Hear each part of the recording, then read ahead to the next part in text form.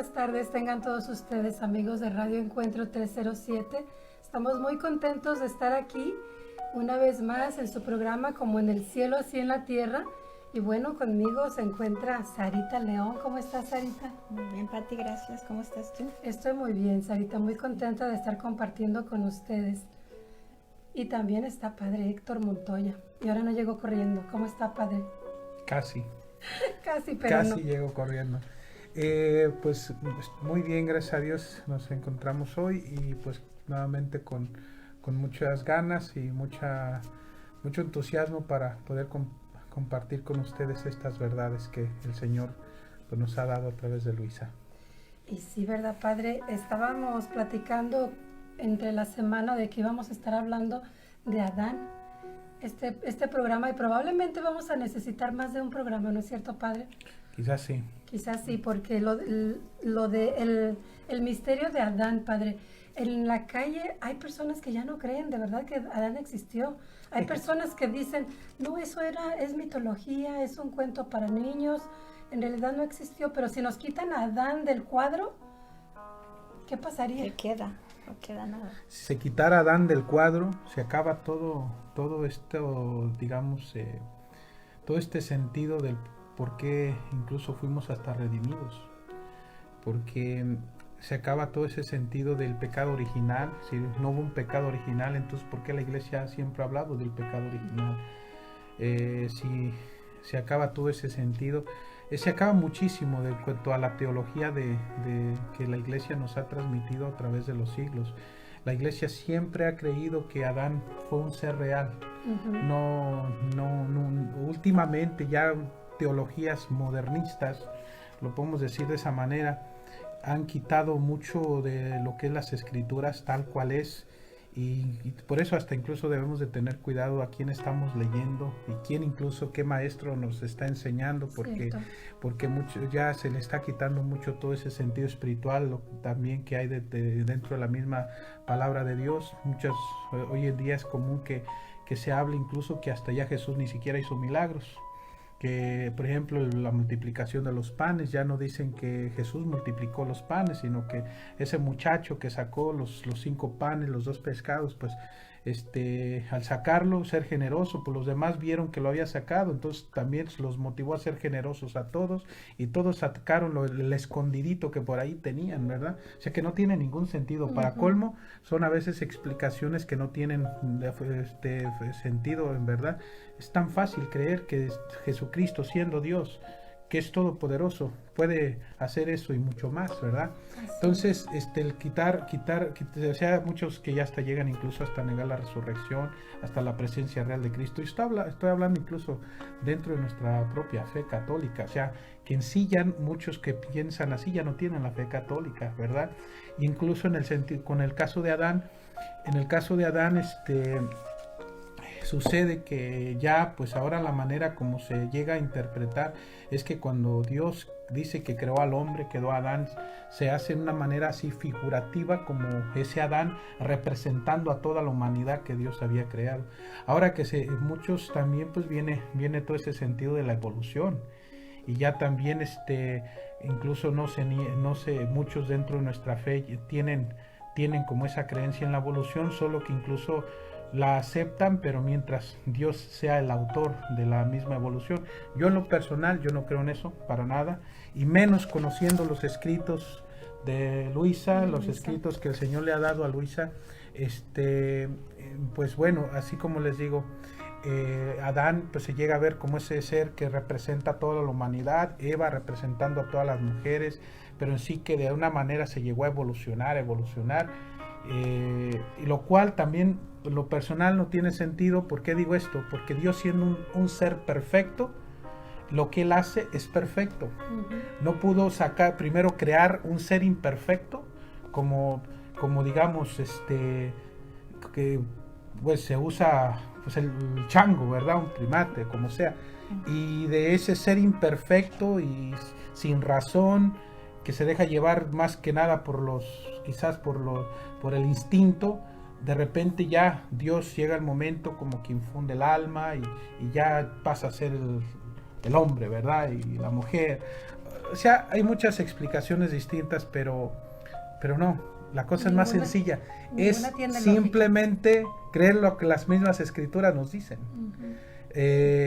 Aunque es cierto que la Biblia no es un libro de historia, es un libro de teología principalmente, pero nos habla de historia también, de que Adán es un ser que existió, eso es una realidad, nos lo dice la palabra de Dios, la iglesia siempre lo creyó. Vamos a los escritos de los padres de la iglesia y todos van a hablar de Adán como un hombre que en verdad existió y que precisamente fue por ese Adán que entró el pecado. Es más, San Pablo dice: por el pecado de un hombre entró la muerte al mundo. Dice de un hombre, no dice de unos hombres. Y si vamos a creer que la palabra de Dios, ya la Biblia es palabra de Dios, entonces lo que dice así es. Si San Pablo dice, por el pecado de un hombre entró la muerte al mundo, entonces porque existió ese hombre, después dirá por otro hombre también nos vino la salvación, que es Jesucristo, ¿no? ¿Verdad? Entonces, a mí me llamó mucho la atención esto, padre, y quiero compartirlo con ustedes aquí y con los radioescuchas, porque de esto vamos a estar hablando en este programa y en los próximos programas, y padre Héctor nos va a explicar mejor, pero dice, la realidad histórica de Adán, único cabeza de la humanidad, o sea que solamente él, ¿no? Responsable por sí y por todos de la respuesta a Dios, o sea que él tenía que contestarle, ¿verdad? Figura de aquel que había de venir, Jesucristo. Es un elemento fundamental en la revelación cristiana. En estos escritos de Luisa Picarreta se le hace justicia a la verdad acerca de Adán. Y yo creo que es muy importante en estos tiempos en que mucha gente medio duda, ¿no?, de la existencia de Adán y todo eso. Es importante que una vez más volvamos al comienzo y que creamos de verdad, que le creamos a Jesús, porque Jesús está diciendo que así era, ¿no? Adán, en estos escritos, Pati, narran tanto como la Santísima Trinidad al crearlo puso en él toda la belleza, lo crearon con un amor que no se puede describir. y lo constituyen cabeza de la humanidad. Así Entonces, es. como tú dices, era responsable por sí. Dice, a su creación, al primer periodo de su vida en estado de justicia original. ¿Qué será eso de justicia original? Padre Héctor nos lo va a explicar. A su caída con todas las consecuencias, porque todos sabemos que cayó, y su verdadera rehabilitación contra toda fantasiosa doctrina evolucionista y poligenista. Entonces, existió esa verdadera rehabilitación de Adán. ¿Cómo fue? ¿Dónde fue? ¿Va a pasar? ¿Todavía no pasa? ¿Qué es eso de la verdadera rehabilitación de Adán? ¿Me prestas tu escrito? Esto es el Catecismo de la Iglesia Católica. Es donde estás leyendo, ¿verdad? Por lo que veo. Muy bien. A ver, la Iglesia, interpretando auténticamente el simbolismo del lenguaje bíblico a la luz del Nuevo Testamento y de la tradición, enseña que nuestros primeros padres, con eso la Iglesia está diciendo que Adán y Eva existieron, ¿eh? Sí. Por eso le llama nuestros primeros padres. Adán y Eva fueron seres reales, creados por Dios, fueron nuestros primeros padres. Está en el Catecismo de la Iglesia Católica. Enseña que nuestro lado sin culpa, porque no existía, sin culpa, no existía el pecado, y de una santidad, pues como nos lo viene enseñando aquí, bueno, al menos en el caso de Adán primeramente, pero como lo hemos venido aprendiendo también, una santidad no como incluso como la de los santos, sino todavía una santidad como la de Jesús y como la de la Virgen en un principio. Vestidos de luz, ¿verdad, Padre? Completamente. Vestidos de luz, porque era precisamente esa inocencia inmaculada, pues era lo que los revestía también en su ser, ¿verdad? Entonces, que según lo que el Señor le cuenta a Luisa, cuando entró el pecado, como era un estado, digamos, interior de gracia, de luz. Todo eso hacía que salieran hasta como irradiara todo el cuerpo esa luz, ¿verdad? Y era esa misma luz, servía como un vestido. Por eso cuando pecan, ese vestido de luz se retira y por eso es que se vieron desnudos. Y el Señor le dice, pues si yo todo lo he vestido, ¿cómo no iba a vestir a Adán? ¿Cómo no iba a vestir a Eva? ¿Verdad? Si todo lo he revestido. Un pajarito, por ejemplo, está revestido sus plumas, ¿no? Padre, a mí me llama mucho la atención de que le dice el Señor a Luisa que Adán, cuando vio a Eva, cuando lo fue a invitar a pecar o a compartirle lo que la serpiente le había dicho, él miró a Eva sin la luz y aún así se atrevió a pecar. O sea, él ya sabía que Eva ya no tenía la luz. Cuando Eva, es cierto, cuando Eva ya había pecado, esto es bien interesante. Todo esto que les decimos está basado en los escritos de Luisa. Y según, pues, como está diciendo Sarita, pues el Señor le menciona a Luisa, después de que Eva ya había pecado, ese vestido de luz se retiró de Eva. Porque todos era un vestido de gracia, hermosísimo, porque Eva era inmaculada. Ella era inmaculada. Sí. O sea, podemos decir toda santa. Es como también incluso cuando un niño está recién nacido, porque un niño cuando nace con la culpa original, que es una culpa de la cual no tiene culpa, se le heredó. Por el hecho de pertenecer a la raza humana, de venir de ese mismo padre y de esa misma madre, se hereda en este sentido ese mismo pecado. Por eso, porque Adán, lo que se iba a tratar, que una vez que Adán pasara la prueba, él nos iba a transmitir esa vida, esa misma vida, esa misma santidad, esa misma inocencia, ese estado de justicia original, ¿verdad? Entonces, un niño que es recién bautizado, o una niña recién bautizada, pues inmediatamente se aleja ese pecado original y ya él queda en un estado inmaculado. Podemos decir un estado inmaculado como Eva. Quizás no se ve la luz, ¿verdad? Pero sí es un estado inmaculado. Entonces, en el caso de Eva, esa santidad perfecta que ella tenía también, de un estado de gracia, o de esa santidad original también. Entonces, Eva también lo reflejaba. Y cuando ella come del fruto prohibido, peca. Cae en ese estado de desobediencia y se retira esa luz que también la está revistiendo. Y a pesar de que Adán la ve y la vio desnuda, en ese sentido. Entonces Adán no rechazó, en este caso, pues ese pecado, digamos, no rechazó la invitación de Eva a probar del fruto prohibido. Y entonces pues Adán cedió y pues terminó perdiendo esa vida divina que el Señor le había comunicado desde que lo creó, ¿verdad? Entonces, bueno, hay tanta cosa, ¿verdad? Tantos misterios que va uno descubriendo con estos escritos de Luisa, que todas esas preguntas que uno tenía antes, de que nomás no podía uno entender, las puede uno encontrar aquí. Cierto, ¿verdad? Sí. De una como cosa. Que es un complemento muy, muy grande, ¿no? Para lo que nosotros leemos en la Biblia. Por ejemplo, en el Génesis se queda uno, como dijo el Padre, con muchas preguntas, pero ¿cómo sería? ¿Qué pasaría?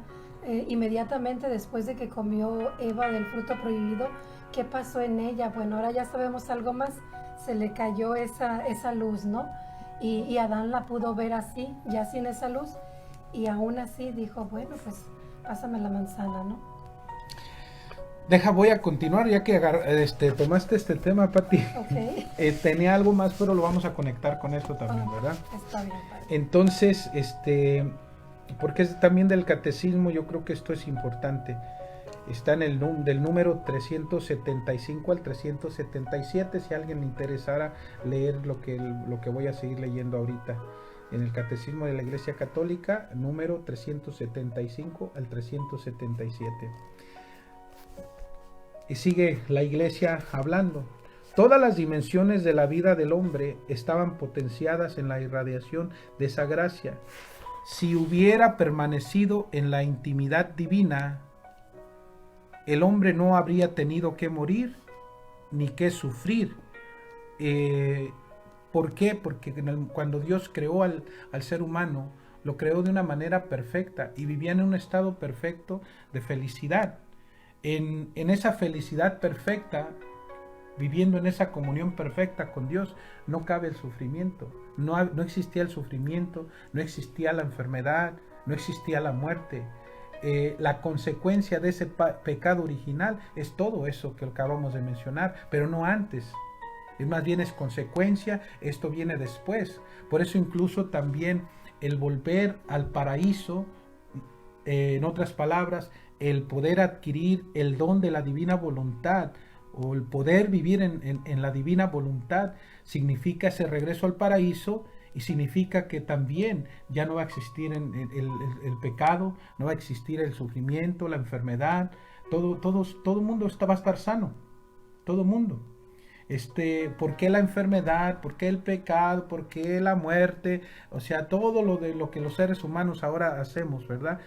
Que va contrario a la voluntad divina, es consecuencia de ese primer pecado.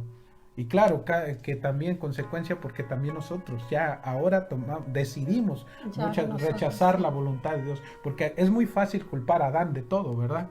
Decir, Adán fue el que se equivocó. Pues nosotros lo seguimos haciendo y lo decidimos.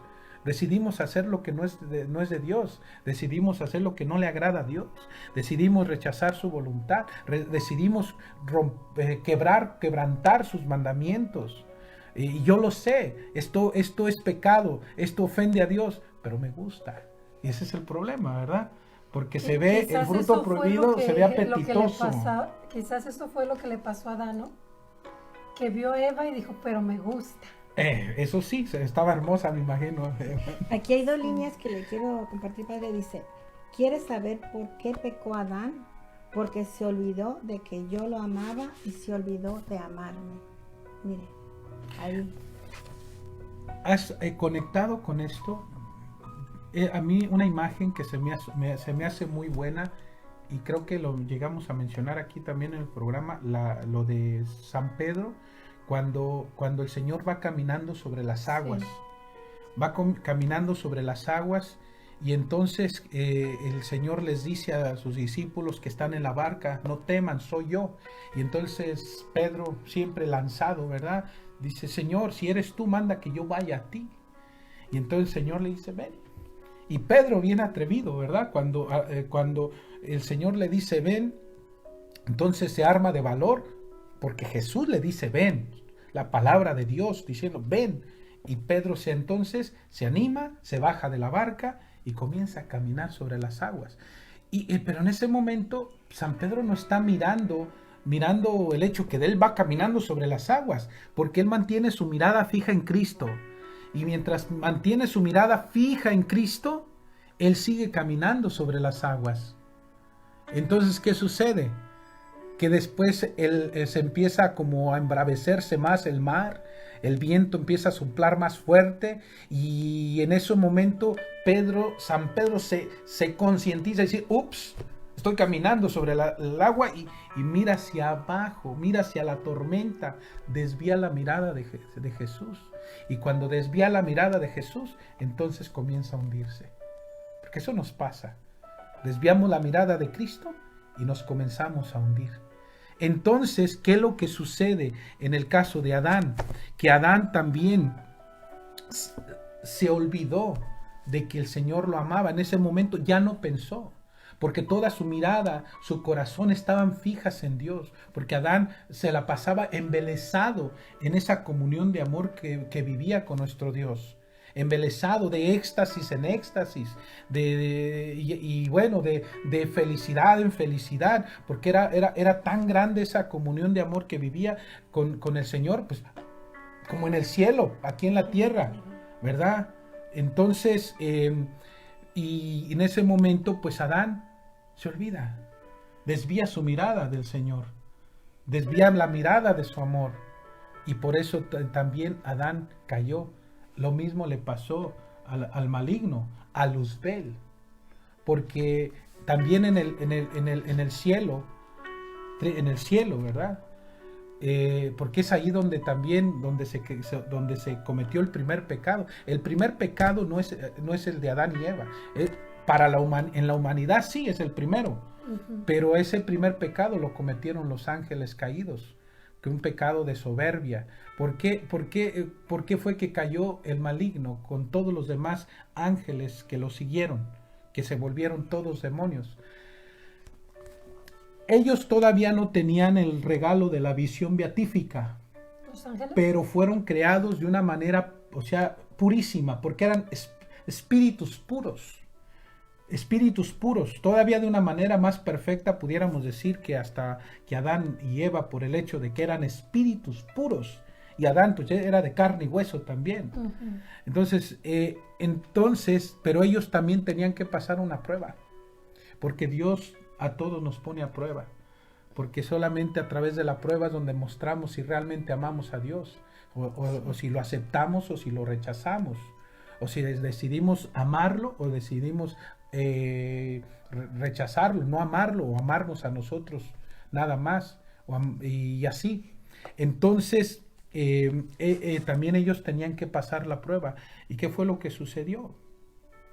En un principio los ángeles contemplaban a Dios, pero a través de los atributos divinos, a través de la belleza, a través del orden, a través de las mismas virtudes.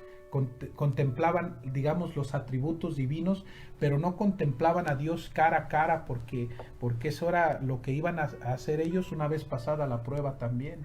Entonces contemplaban esos atributos divinos y lo podían contemplar en los demás ángeles, porque por ejemplo yo puedo ver una persona que es muy noble, que es muy buena, y en esa persona digo, wow, qué mujer tan buena, tan noble, se le nota su humildad, la santidad, y yo en ella puedo contemplar esos atributos divinos. Dios.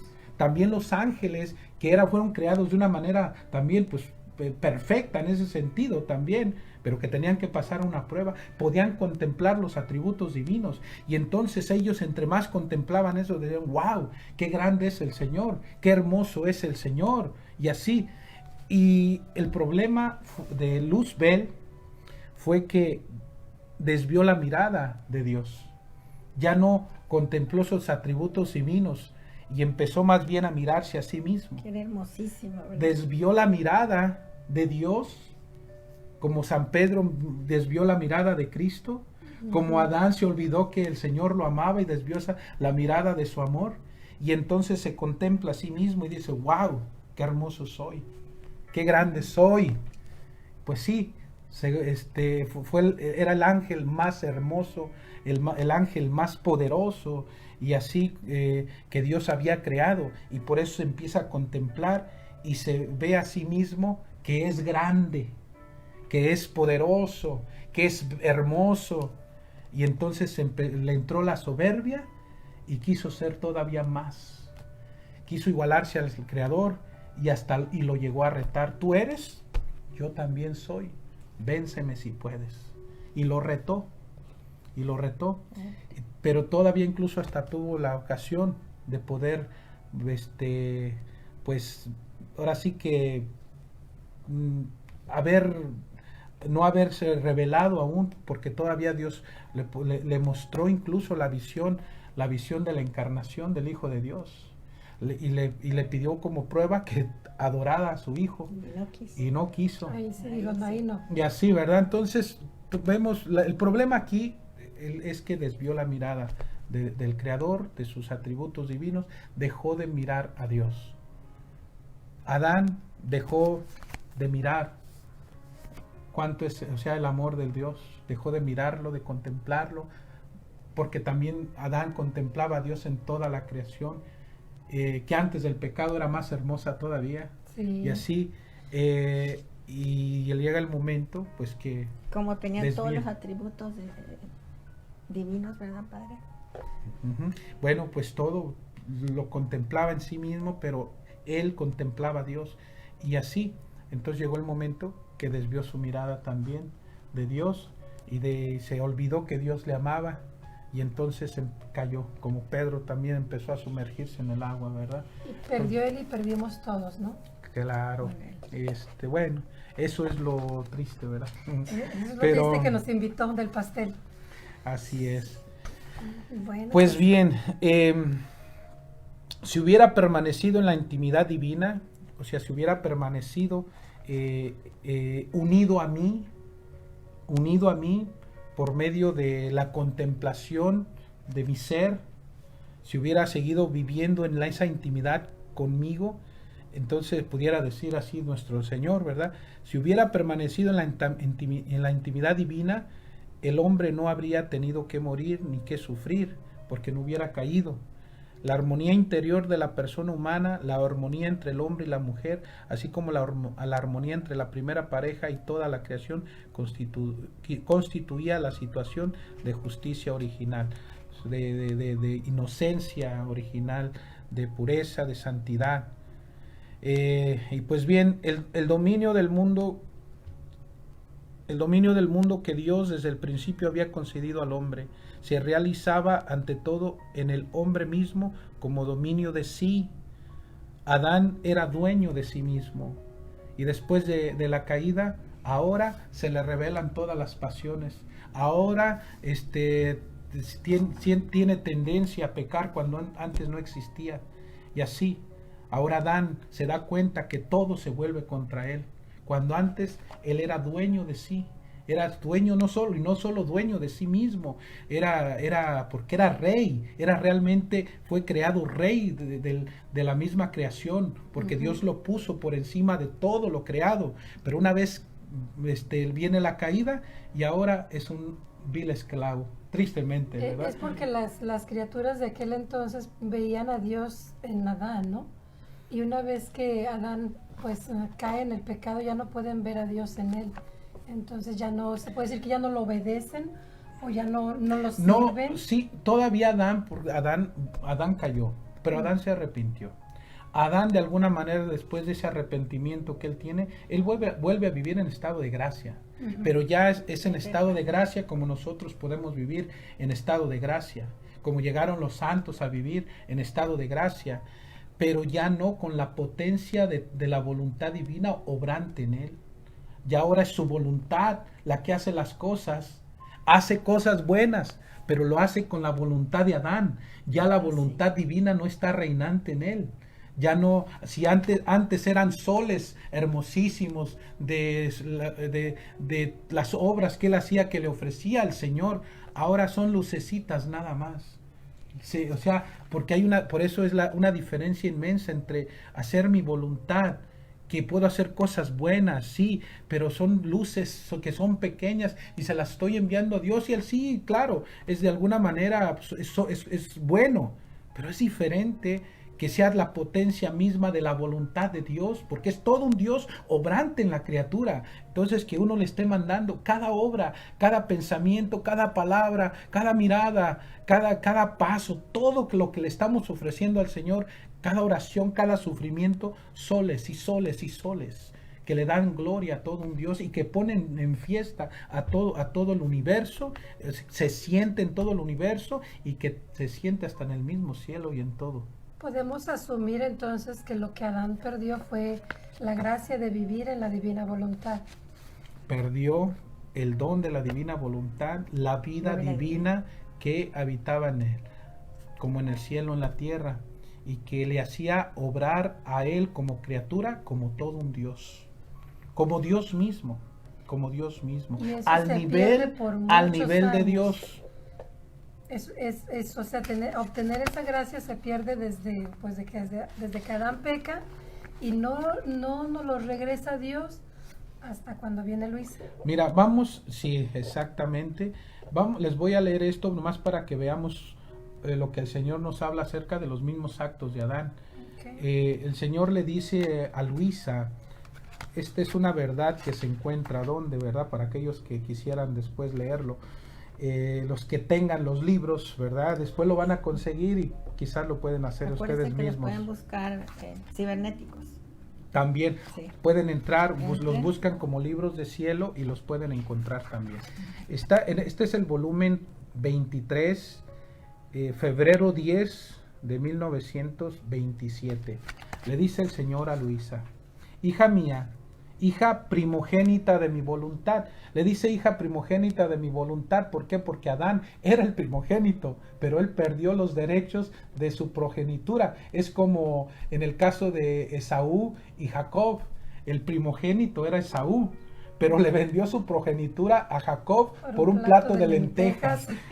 O sea, nosotros también lo que hacemos, por un plato de lentejas de nuestra voluntad humana, también vendemos la progenitura en ese sentido, Dios, o sea, lo que es su voluntad divina, ¿verdad? Sí. Entonces, si nosotros, o sea, si el Señor ahorita nos está ofreciendo este banquete elegantísimo y delicioso, que es su voluntad divina, ¿por qué nosotros nos vamos a conformar con el plato de lentejas, que es nuestra voluntad, ¿verdad? Ahí está, que quieren seguir comiendo lentejas o el banquete. Y así.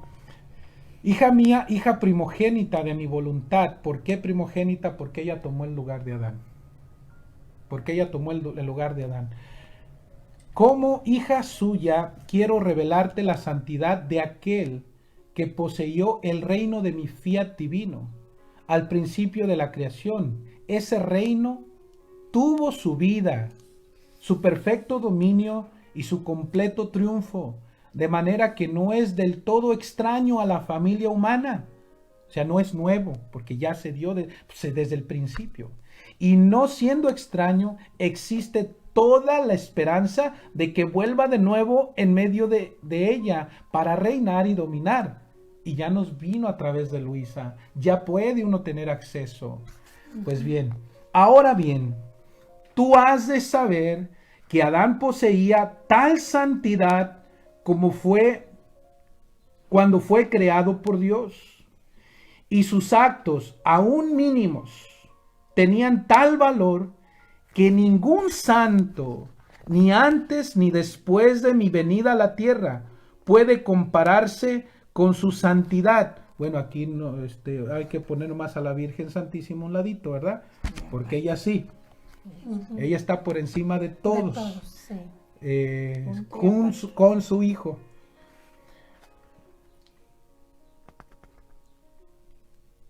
Y sus actos aún mínimos tenían tal valor que ningún santo, ni antes ni después de mi venida a la tierra, puede compararse con su santidad. Y todos los actos de los demás santos no alcanzan el valor de un solo acto de Adán. Fíjense, Wow. todos los actos de los demás santos no alcanzan el valor de un solo acto de Adán. Para que ahí podamos ver la diferencia entre hacer un acto en la divina voluntad y hacer un acto con mi voluntad, con buena intención. Es mi voluntad, lo quiero hacer y lo hago por Dios y lo hago por amor. Muy bien, pero todavía es un acto humano. No está divinizado como el Señor espera que se haga todo en su voluntad. Y todos los actos de los demás santos no alcanzan el valor de un solo acto de Adán. Porque en mi voluntad divina, Él tenía la plenitud de la santidad, la totalidad de todos los bienes divinos. ¿Y sabes tú qué significa plenitud? Significa estar colmado hasta el borde, hasta desbordarse, afuera luz, santidad, amor, de forma que podía llenar cielo y tierra de todas las cualidades divinas cuyo dominio tenía, y se extendía su reino. Una de las maneras que el Señor le enseña a Luisa a orar y que Él quiere que también oremos de esa manera es, por ejemplo, cuando Dios creó el universo entero. En todo el universo, en cada estrella, en el calor del sol, en la luz del sol, en el viento, en el canto de los pajaritos, en las flores, puso ese amor divino, ese te amo, para que el ser humano pudiera entrar en esa intimidad con Dios también a través de la creación. Y bueno, Dios pone su amor en toda la creación, en todo el universo entero.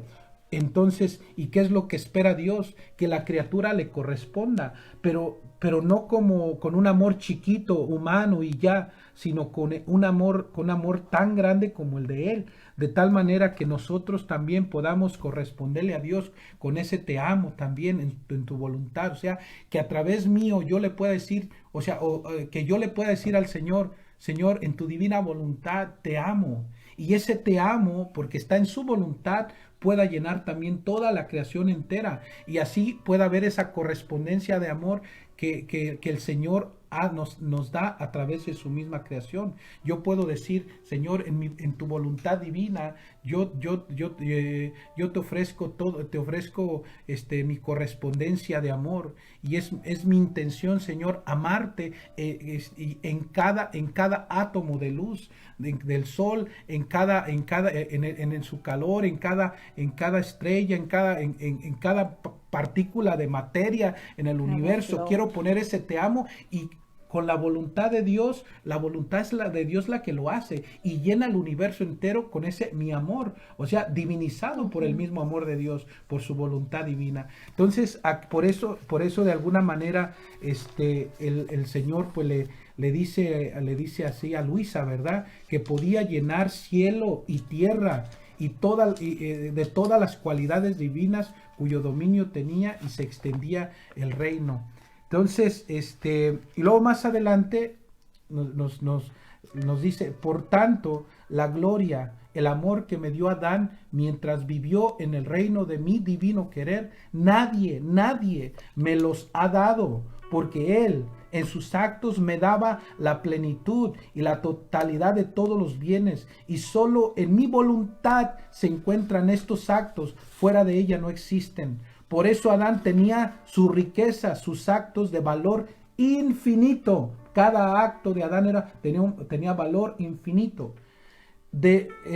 Por eso Adán tenía su riqueza, sus actos de valor infinito, de los que mi eterno querer le hacía partícipe ante la divinidad, porque Dios, al crearlo, nada de vacío había dejado en él, sino que todo era plenitud divina en la medida que a una criatura le era posible contener. O sea, son palabras mayores, ¿verdad? Que todavía las puedo yo estar meditando, y creo que me siento como aniquilado ante semejantes palabras del Señor, y más que nada que nosotros seamos invitados a poder participar de ello, y podamos también, como Adán, porque ya se nos está abriendo las puertas para poder hacerlo, podamos vivir en la voluntad de Dios. O sea, esto es una cosa extraordinaria, ¿verdad? Creo que vale mucho la pena intentarlo, meditar en estas verdades y bueno, tratar de hacerlo, ¿no? Aunque sea un acto con uno que nos llevemos al cielo, ¿no, Padre? No, si podemos hacer más, ¿no? Los que sean, pero uno, tírenle a uno aunque sea, ¿no? No, bueno, todos, muchos bueno, más. muchos.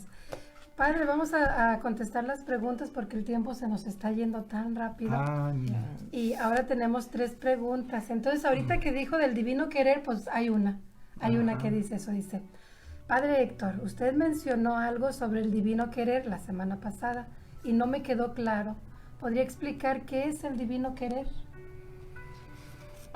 Es la divina voluntad en acto.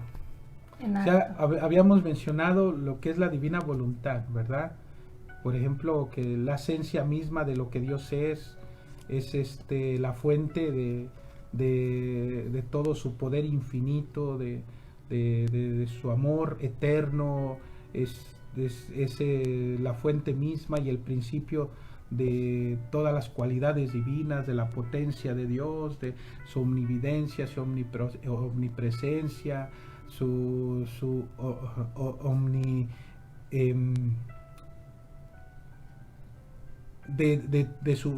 de su infinitud, de su eternidad, o sea, todo eso, la fuente misma, ¿verdad? Su omnisciencia, ¿verdad? Omnisciencia, o sea, porque todo lo sabe y así. Entonces es el mismo, digamos, el mismo ser de Dios que hace a Dios Dios. Mira, el mismo ser de Dios que hace a Dios Dios, ¿verdad? A la Santísima Trinidad, Padre, Hijo y Espíritu Santo, su misma vida. Entonces, ¿qué es el divino querer? En este caso, cuando hablamos de la divina voluntad, lo hablamos de una manera así como pasiva. o sea, como una manera así pasiva, ¿verdad? Mientras que el divino querer es la divina voluntad en acto, la divina voluntad en acto. Por ejemplo, cuando Dios dijo, hágase la luz, es la divina voluntad en acto, en acto. O sea, la divina voluntad tiene toda esa potencia de lo que hemos mencionado, tiene la potencia de crear el universo. Pero la divina voluntad está así nada más pasiva, pero cuando la divina voluntad se pone en acto, entonces es el divino querer. Entonces es el divino querer. Como en el caso de nosotros, pongamos un ejemplo. Nosotros tenemos voluntad, ¿verdad? Tenemos voluntad, que es nuestra voluntad humana, pero nuestra voluntad humana es pasiva si no la usamos. Se queda pasivamente. Entonces yo, por ejemplo, puedo decir, voy a levantar este libro, me voy a poner a leerlo. Entonces está mi voluntad, ahora mi querer en acto. En acto, porque ¿verdad? lo levanto. Si lo levanta. En acto. Si no. Yo puedo pensar, voy a levantar ese libro y leerlo, pero quedarme nomás con el pensamiento. Hay una cosa quizás como en el ser humano dice, yo quiero hacer esto. En el caso de Dios, cuando dice yo quiero, ella está en acto. Está haciéndolo. Porque no se queda nomás en el deseo y voy, ese es mi plan, no. Cuando en el caso de Dios, su divino querer, sobre todo, es la voluntad divina en acto. Entonces, cuando Dios ya tiene en su mente crear, o sea, lo tiene, su voluntad ya tiene, digamos, en la mente divina, crear todo cuanto existe y crear al ser humano. Entonces, cuando viene el hágase, es la divina voluntad en acto que crea, que hace todo. Eso, bueno, pues ya quedó más clarito, ¿verdad? Bueno, esperemos que sí se entienda, no, pues ¿verdad? manden otro mensajito y el padre vuelve a explicar. Bueno, tenemos otras dos preguntas. La siguiente es una pregunta que, bueno, yo creo que muchos hemos pasado por esta situación. Dice, mi madre murió hace unos días. Ella tenía mucho tiempo sin ir a misa ni confesarse, aunque ella era católica bautizada. ¿Cómo puedo ayudarla yo a llegar al cielo? Murió sin sacramentos y sin estar yendo a misa. Mira, yo creo que ahí lo que queda primeramente es confiar. Primero confiar en que la misericordia de Dios y primeramente de que como nosotros no sabemos qué pasa, a nosotros nos corresponde seguir orando por las personas. Entonces, yo le motivaría como esta persona que hace esta pregunta, ¿verdad? Que primeramente no se dé como por vencida diciendo que bueno, pues a lo mejor mi mamá murió sin sacramentos, no se salvó. No sabemos, porque quizás en ese último momento de su vida también el Señor le dio esa gracia especial, ¿verdad? Donde ella pudo alcanzar a decir, Señor, pues te fallé, mira, estuve alejada de ti, te hice a un lado de mi vida, perdóname. Y en ese último momento se abandona en la misericordia de Dios y se alcanza a salvar. Eso sí, tiene que purificarse y tiene que pasar por el purgatorio. Yo creo que más bien la pregunta sería como por ese lado, ¿no? ¿Qué hacer? ¿Cómo ayudarla? Por ejemplo, misas, rosarios, pues la oración. Bueno, entonces ya estando, digamos, pues asumimos de que porque murió, digamos, sin haberse perfeccionado en el amor, sin haberse abandonado digamos, completamente en la voluntad de Dios. Entonces, ¿qué quiere decir esto? Que tiene que purificarse. Al purgatorio uno va principalmente a purificarse en el amor, porque el pecado en sí es cuando decidimos no amar. Cada vez que pecamos, decidimos no amar. Por ejemplo, yo digo, yo le robo a una persona, entonces yo no estoy amando a la persona que le robo, le miento a alguien, yo no estoy amando a la persona que le estoy mintiendo, cometo adulterio, no estoy amando a la persona contra quien estoy cometiendo este adulterio, ¿verdad? No estoy amando a mi esposa o a mi esposo y así, ¿verdad?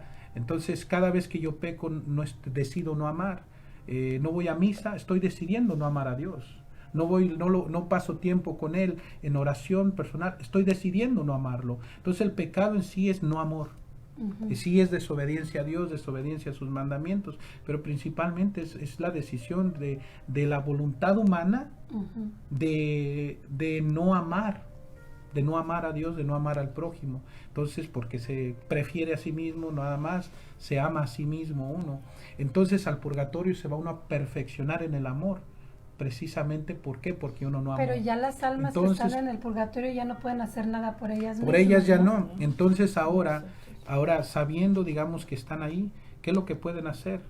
Si no pueden hacer ellas por nada por sí mismas, pues lo más grande que uno puede ofrecer por una persona que ha fallecido es la misa, la Santa Misa, y están lo que son las 30 misas conocidas como las misas, las Santas Misas gregorianas que son muy comunes, ¿verdad? Bueno, han sido comunes a través de la tradición de la Iglesia, y que es una ayuda muy muy grande también, ¿verdad? No sé qué tanto tengamos de tiempo, les pudiera explicar más sobre mucho, pero después les pudiera explicar lo de las misas gregorianas también, pero la Santa Misa, el Santo Rosario,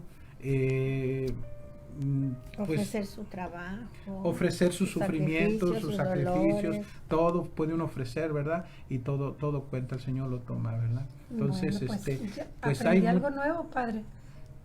El pecado es la decisión de no amar. Eso es algo nuevo que aprendí, y bueno, ahí también para ustedes. La otra pregunta rapidita, dice, estoy confundido. Soy un joven de 16 años y varias personas me dicen que si me gustaría ser sacerdote. Eso me inquieta porque yo quiero casarme y tener hijos. ¿Cómo puedo saber si Jesús me llama al sacerdocio? Yo también quería casarme y tener hijos. Yo creo que vas a ser sacerdote. Casi todos los padrecitos. Y comenzó, cuando empezó la inquietud de poder de venirme al seminario, fue porque gente me lo decía también, ¿verdad? Ahí está. Es interesante. No, pero yo creo que hay que tomarlo con calma. Tiene 16 años. Está jovencito. ¿Verdad? Tiene 16 años y es todavía una etapa de discernimiento el que tiene, y que incluso el entrar al seminario también no significa que ya uno va a llegar a ser sacerdote. El seminario también es una etapa de discernimiento para poder ver si esto es lo que el Señor quiere de mí, ¿verdad? Lo que sí es cierto que muchas veces, quizá más bien, generalmente hablando, cuando uno tiene ese llamado de nuestro Dios, y porque es un llamado personal, comienza con un deseo en el corazón. Comienza con ese deseo en el corazón, donde ya uno se empieza a interesar más como el querer ayudar a los demás, ya no solamente pensar en mí, ¿verdad? Sino ya ahora tengo interés de que otros conozcan a Cristo, lo lleguen a amar, que otros conozcan a Dios, quiero que se acerquen a Él. Empieza como un deseo grande de querer dar a conocer a Dios, ¿verdad? De entregarle la vida. Entonces, pero comienza ese llamado como un deseo en el corazón. Es muy común, ¿verdad? Es muy común. No necesariamente porque la gente le diga, oye, tú puedes ser buen sacerdote, significa que eso es el llamado del Señor, pero yo creo que es más fácil creerle todavía incluso a un deseo grande que está ahí en el corazón de querer entregarle la vida a Dios. ¿Existen, padre, algunos retiros que ayudan a los jóvenes claro que a sí, discernir? siempre hay retiros de discernimiento. Bueno, ojalá que ya pronto se venga, ¿verdad? Uy, esperemos en Dios que ahorita con todo esto que estamos pasando, no sé cuándo se va a poder tener retiros normalmente, pero quizás yo pienso que se van a seguir haciendo, al menos aquí en nuestra diócesis, ¿verdad? Pero se puede siempre buscar, incluso uno mismo puede tener algún retiro de silencio, ¿verdad? Siempre es mejor que lo pueda tener con alguien, un director espiritual, ¿verdad? Que lo pueda estar acompañando si lo hace un retiro en silencio. Pero también pues un retiro donde pueda estar con más jóvenes para poder tener ese retiro y ese discernimiento también. Pues pero yo pienso que él sí le debe hacer un caso a los deseos de su corazón. De su corazón también. Más que nada, ¿no? Porque sí. Dios nos habla y probablemente Dios te está hablando a través de la gente. Porque si te están haciendo esa pregunta, quizás ven algo, quizás vas mucho a misa, quizás rezas, ¿no? Mira, yo en lo personal, nomás por decirlo, ya cuando empezó en mí ese deseo, era algo también como ¿cómo pudiéramos decir? Esa inquietud que tenía de irme al seminario y todo, pero también era algo como algo que me perseguía, donde el Señor esperaba una respuesta mía, esperaba, porque yo ya cuando tuve esa seguridad de que Él me llamaba, Él ya era un llamado o sea, una voz que me decía, a ver, ¿a qué horas? Y no me decidía. Y pero ya cuando ya me vino la convicción de que realmente Él me llamaba para eso, pero en un principio está más como el deseo, el deseo de ayudar al prójimo, el deseo de llevar a otros a Cristo, y más porque como ha nacido un amor grande a Jesús, entonces uno quiere que todos lo conozcan, que todos lo amen, que todos puedan aceptarlo en su corazón. Y más si les nace uno el deseo de salvar las almas. Viene un deseo muy grande de salvar almas, y así entonces pues en todo ese deseo yo creo que son voces, es la voz fuerte de Dios que muchas veces nos está hablando. Claro, puede ser que uno se confunda, pero por eso también se necesita un buen director espiritual que lo esté acompañando. Y quizás más adelantito, cuando ya haya retiros, pues entrar a un retiro de vocaciones, y quizás ahí salgan un poquito más las dudas, ¿no? Pues muchas gracias, Padre, por contestar esas preguntas. A ver qué le preguntan la semana que entra. Manden sus preguntas, ahí pónganlas en Facebook o mándenmelas a mi correo o a mi Facebook personal, un mensaje personal, y aquí se las vamos a estar contestando. Bueno, el Padre se las va a estar contestando. Entonces, pues vamos a continuar. Todavía tenemos unos 7 minutitos. Entonces, continuamos con el tema de Adán. Con el tema de Adán. Ay, Adán. Padre, esto que se dice que del más alto grado de la felicidad cayó al más bajo grado de la miseria. Qué feo. Ahí podemos hacer eso en el pecado, nosotros también, Padre. Así es, porque siempre el pecado nos va a sumergir en la miseria, ¿verdad? Pero Adán, vamos a seguir hablando de Adán, lo que hacía Adán, ¿verdad?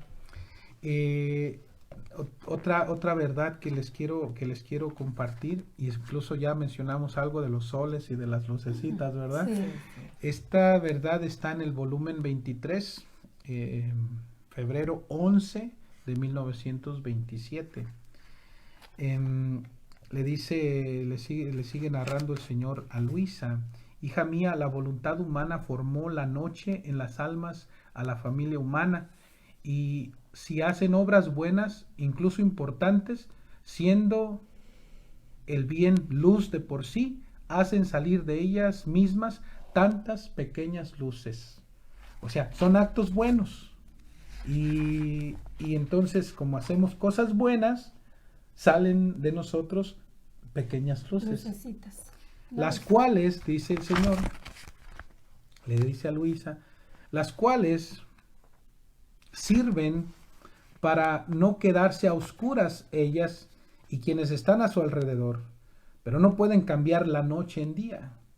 Esas luces, a pesar de ser pequeñas, indican al hombre el paso, le hacen ver los peligros y atraen hacia él mi bondad paterna, que ve que se sirve de ellas en la noche de su voluntad humana para tener al menos pequeñas luces para ver cómo caminar por la vía de la salvación. Interesante, me estaba imaginando yo, como por ejemplo cuando hace uno una procesión en la noche, y lo hace uno la procesión con velas, y se ven muchísimas luces, sí, y se ve hermoso, ¿verdad? Como por ejemplo, me acuerdo cuando fuimos a Fátima, qué hermoso, ¿verdad?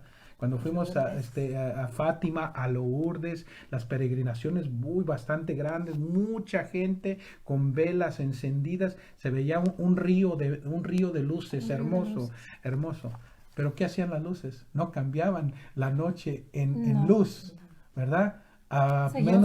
Seguía oscuro. A menos, o sea, esas luces, dice el Señor, por lo menos pues nos ayudan para no tropezar en la noche, ¿verdad? Entonces, pero no tienen el poder de cambiar la noche en luz. Sin embargo, sale la luz del sol. ¿Y qué pasa? Así es la voluntad divina. Transforma la oscuridad en luz. O retira la oscuridad. O la oscuridad deja de ser oscuridad y entonces se vuelve todo luz. Con razón el pecado es oscuridad. El pecado es oscuridad. Quien vive en pecado vive en tinieblas, por eso lo dice el Señor. Eso fue precisamente, sigue hablando el Señor, eso fue precisamente lo que atrajo toda nuestra ternura y nuestra paterna bondad hacia Adán. Él había comprendido lo que significaba vivir en nuestro querer divino y cómo corrían sus actos pequeños, igual que los más grandes dentro de nuestra potencia creadora, y eran inundados por el sol del eterno Fiat, que siendo sol tenía el poder de formar cuantos soles quisiera, pero viéndose privado de esa potencia, o sea, viéndose privado del don de la divina voluntad, viéndose privado de esa potencia creadora, ya no pudo formar más soles. Por lo tanto, pobrecillo, se esforzaba lo más que podía por formar pequeñas luces. Y viendo la gran diferencia entre su estado anterior y su estado después de la culpa, sentía tanto dolor que se sentía morir a cada acto suyo. El Ser Supremo se conmovía y admiraba el esfuerzo del pobre Adán. Ahora ya es el pobre Adán.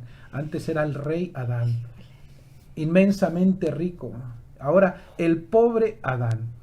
El Ser Supremo se conmovía y admiraba el esfuerzo del pobre Adán, que no pudiendo formar más soles, cada acto era un sol, se esforzaba por formar con sus actos pequeñas luces, en virtud de lo cual le mantuvo la promesa del futuro Mesías.